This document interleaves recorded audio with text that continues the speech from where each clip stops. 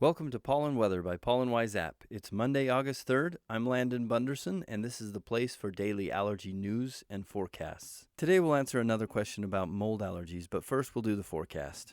Pollen will peak in the 30s and 40s across the east today, and even lower in Tennessee and the Carolinas thanks to wet weather. Michigan is also going to see a lot of rain today, so pollen and mold will be minimal. For the rest of you, pollen is kind of all over the place. 80s in northern Utah, 20s in the Sierra Nevadas. Mold is similar to pollen in the east, low levels and even a few zeros across the south. Western Utah is the only location that will peak in the 80s, with the next highest rating reading in the high 70s in Northern California. Air quality poor in Southern California and up into parts of the Central Valley. Denver, Houston, and Monterrey, Mexico seeing a bit of air quality degradation.